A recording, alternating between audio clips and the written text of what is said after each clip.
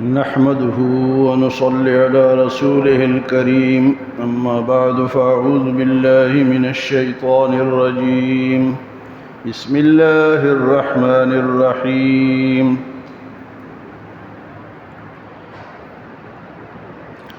من كان يريد العزة فلله العزة جميعا إليه يصعد الكلم الطيب والعمل الصالح يرفعه والذين يمكرون السيئات لهم عذاب شديد ومكر أولئك هو يبور.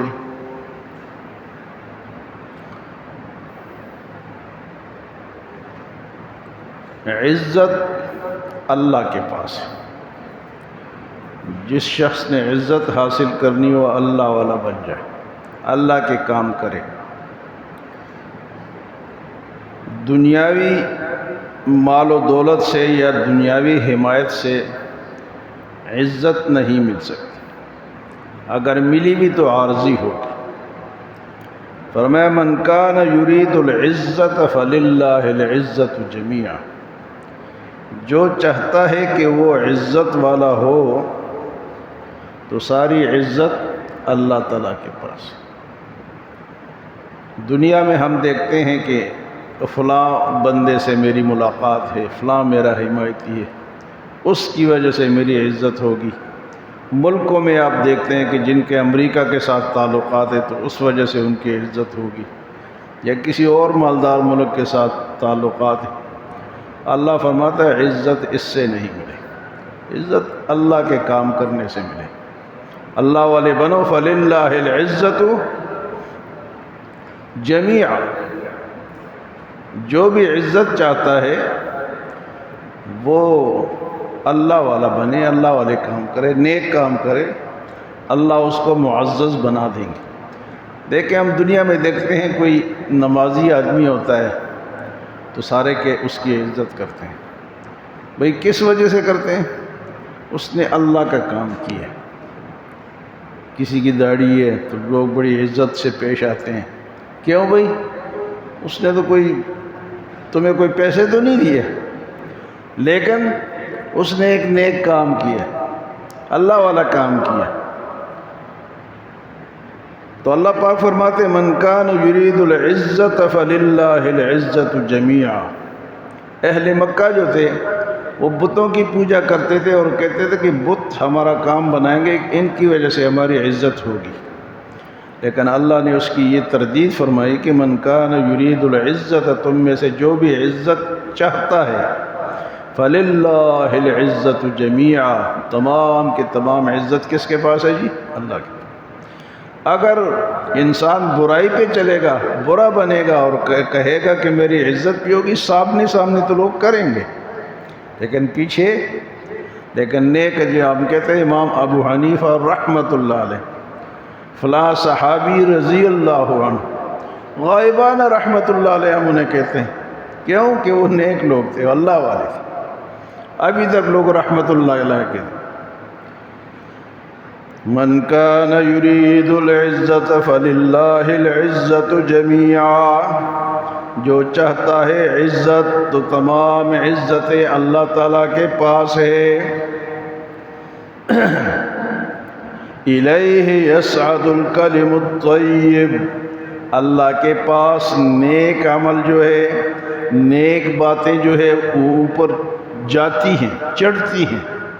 الیہ یصعد الکلم الطیب، اچھی باتیں اوپر جاتی ہیں.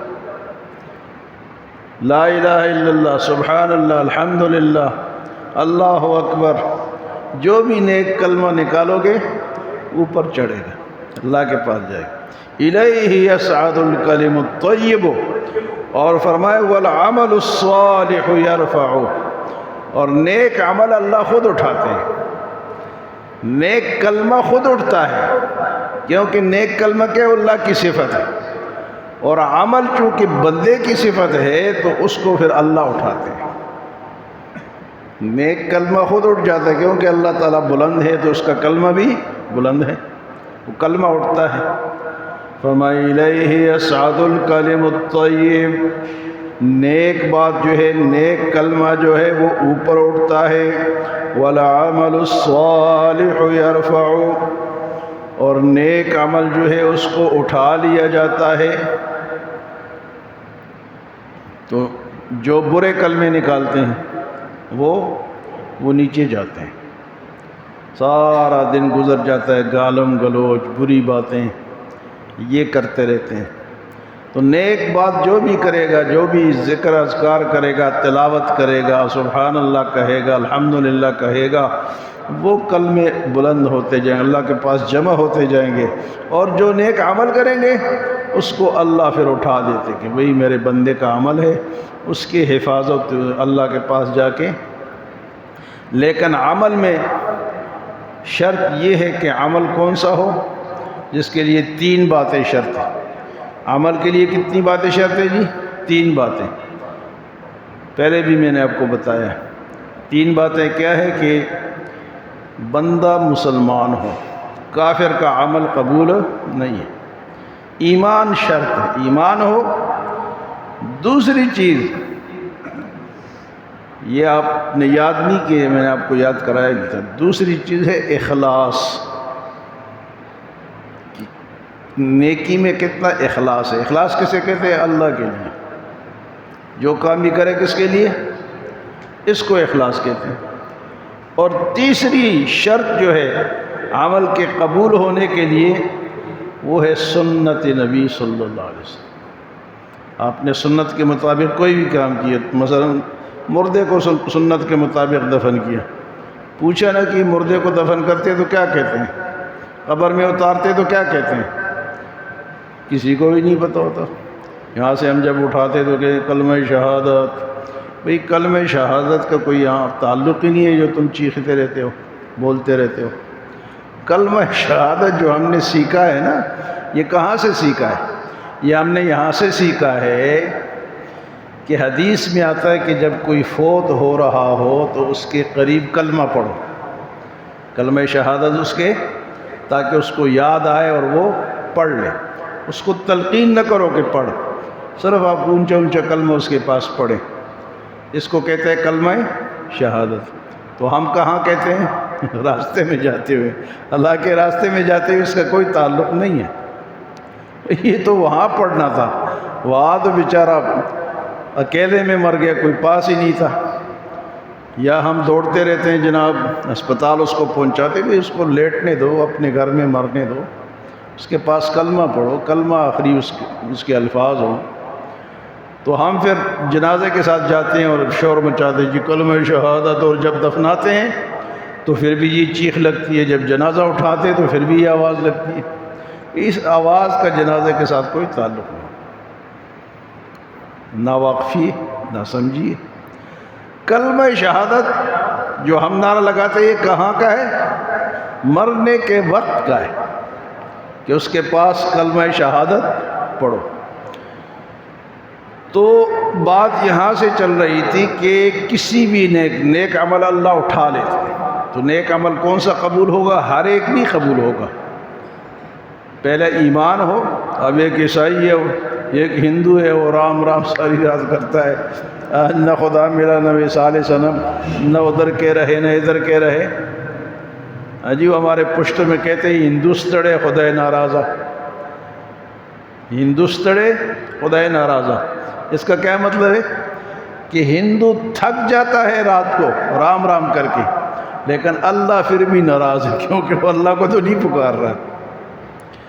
ہندوستڑے خدا ناراض ہے، ہندو یا کافر تھک جاتا ہے، بعض ہوتے ہیں نا کھڑے رہتے ہیں جناب، لگے رہتے ہیں، وہ تھک جاتے ہیں لیکن اس کو ثواب نہیں ملتا۔ فرمایا کہ 3 شرطیں ہیں کسی بھی عمل کے قبول ہونے کے لیے۔ ایک شرط تو یہ ہے کہ وہ صاحب ایمان ہو، دوسری شرط یہ ہے کہ وہ کام اللہ کے، مثلا یہاں سے ہم جنازے کے ساتھ جا رہے ہیں تو ہمارے دل میں کیا ارادہ ہوتا ہے، نیت کیا ہوتی ہے؟ یار وہ فلاں آدمی خوش ہو جائے گا، تو اخلاص تو نہ ہوا نا، دکھلاوا ہو گیا۔ بھئی جنازے کے ساتھ جانا یہ مسلمان کا حق ہے ہمارے اوپر، لیکن ہم کس نیت سے جاتے ہیں؟ جی چودھری صاحب خوش ہوں گے، خان صاحب خوش ہوں گے، فلاں کے جنازے کے ساتھ ہم جاتے ہیں۔ اور بعض ایسے سادہ خیال ہیں کہ محلے میں رہتے ہیں، کسی کی جنازے کے ساتھ جاتے نہیں ہیں، جب ان کی اپنی کوئی فوتگی ہوتی ہے تو پھر کہتے ہیں یار کوئی آیا نہیں ہے، اور تو جائے گا تو کوئی آئے گا نا۔ تو اس لیے ہر جنازے میں، یہ محلے میں نہیں، ہر مسلمان کا اگر دور بھی ہے، ہمارے پاس ٹائم ہے تو جنازے کے ساتھ جانا جو ہے یہ اس مسلمان کا حق ہے جو فوت ہو گیا۔ تو پہلی شرط یہ کہ صاحب ایمان ہو، دوسری شرط یہ کہ وہ کام اللہ کے لیے ہو۔ مثلا چندہ دیا مسجد میں، ہاں جی کہیں گے جی فلاں نے اتنا دے دیا، یعنی نیت یہ ہو کہ میرا نام ہو جائے، تو اخلاص نہ رہا۔ اور اگر اللہ کے لیے دیا تو اخلاص اس کو کہتے ہیں کہ ہر کام کس کے لیے کریں؟ نیک اللہ کے لیے، اس کو اخلاص کہتے ہیں۔ اور تیسری شرط یہ ہے کہ وہ کام سنت کے مطابق ہو، پیارے نبی کے طریقے کے مطابق ہو۔ اگر کسی غیر کے یہ جو جلوس نکلتے ہیں اتنے، یہ جو کل پرسوں نکلا ہے، یہ کس کا طریقہ تھا؟ حضور صلی اللہ علیہ وسلم کا طریقہ تھا؟ یا جو 12 ربیع الاول کو نکلتا ہے، یا جو ہم اور محفلیں کرتے رہتے ہیں، یہ طریقہ ہے؟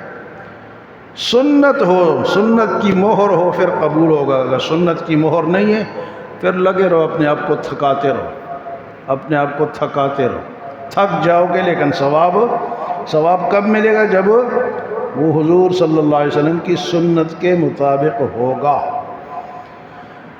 اللہ پاک فرماتے ہیں من کان یرید العزہ، جو عزت چاہتا ہے، فللہ العزت جمیعا، تمام عزتیں اللہ تعالیٰ کے پاس ہے۔ فرمائی الیہ یصعد الکلم الطیب، نیک کلمے، اچھے کلمے، پیارے کلمے، قرآن والے کلمے اوپر اٹھ جاتے ہیں۔